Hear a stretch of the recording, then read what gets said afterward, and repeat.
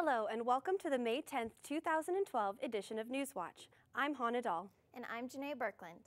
Find out how a hit-and-run accident involving a stolen truck from Oak Harbor ended up crashing into Ellensburg. Also, with the CWU logo changing, will it cost the local businesses in the community?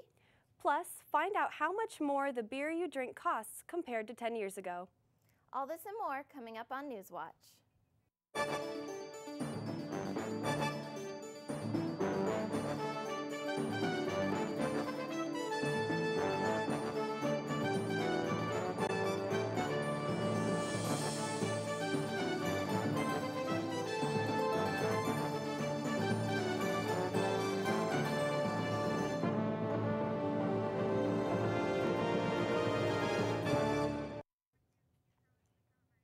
Updates tonight on the whooping cough epidemic. According to NPR, whooping cough has spread to 1,100 confirmed cases in Washington state. This is 10 times the amount seen in previous years. The federal government is now getting involved to try to pinpoint the cause of this epidemic. The state is making 27,000 vaccines available for those without health insurance. Health officials urge new mothers and patients without the immunization to get vaccinated. Yesterday, President Barack Obama endorsed gay marriage. The president was being interviewed just one day after North Carolina's recent vote.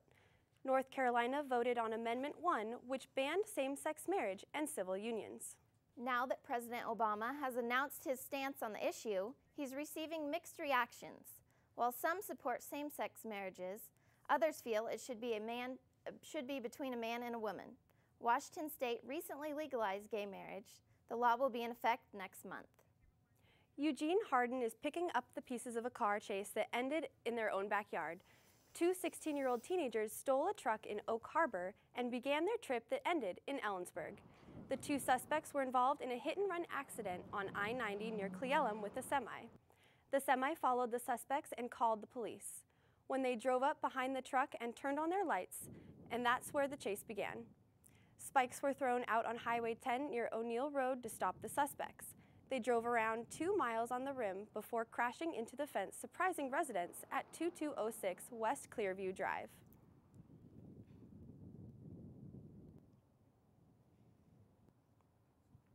We weren't too scared. I mean, we were in the house. There's not much that someone can do to us in the house. But I mean, it was kind of a shake up a little bit, but.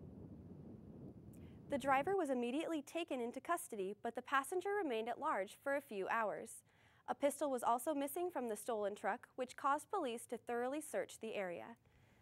The search thankfully ended safely when neighbors spotted the suspect only a short distance from the crash site on West Clearview Drive. Both suspects are now in custody at the Yakima Juvenile Center.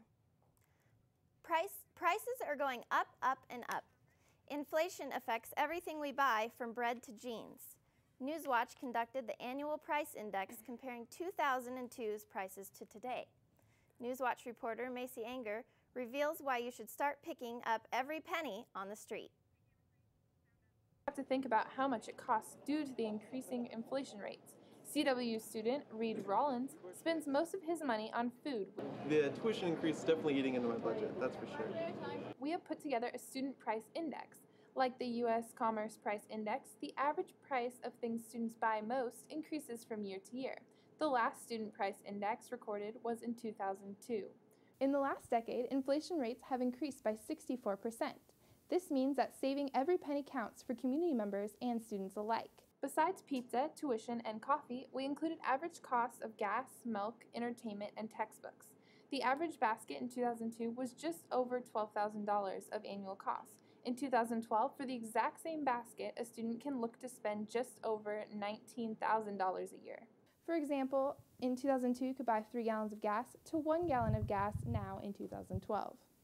According to Associate Professor of Economics Tim Dipmuir, in 10 years, the future of inflation is hard to track. We're either going to have a lot of inflation or we may have dramatic deflation. It's unlikely that we'll have stable prices over that time.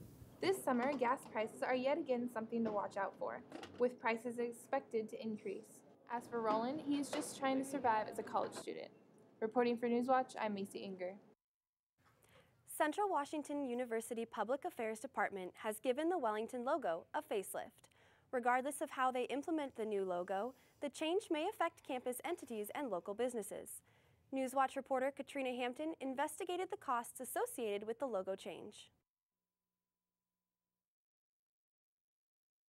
When Central Washington University students, past, present, and future, think of their mascot, they think of Wellington. Their image of Wellington may vary, however, depending on when they attended the institution. Central Washington University has had quite the evolution in mascots, most recently going from this to this. I spoke with different entities on and off campus to see exactly what the financial change is when switching mascots. CWU's Director of Public Affairs, Linda Schockler, has strategically planned the way they implement the new logo to assure it doesn't hurt the budget. Because we're able to use a student to design that logo, we simply incorporated it in our regular workflow.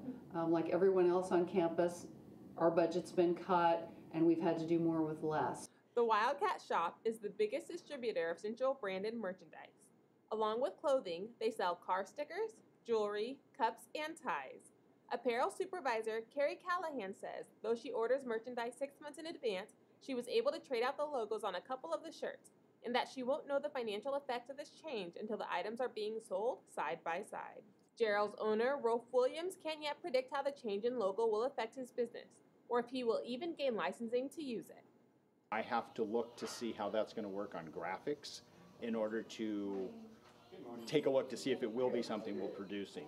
If we can find a way to make it look well, then it's a matter of how the licensing works. Schockler wants everyone to know that the old logo isn't going anywhere, but will be used alongside the new Spirit Mark. This is Katrina Hampton reporting for Newswatch. The rate of homeless students may be on the rise. 17 students ranging in grades kindergarten through 12 are listed as homeless. To be declared as a homeless, the student usually lacks a fixed and regular nighttime residence. According to Ellensburg School District Special Services Director Bill Meehan, couch surfing is the most common reasoning. Most frequent one. Switching residents sometimes. We had one that we would call an unaccompanied youth that came to us at the beginning of the school year who had left her residence in her parents' residence in Yakima and wanted to register with us. If you are in need of available resources such as food and transportation, Meehan suggests talking to school counselors. Coming up on Newswatch, find out what is going to change at the Rotary Park to make it more enjoyable to the city. Also, find out why Weinigers on University Way should be celebrating. We'll be back with these stories and more in 60 seconds.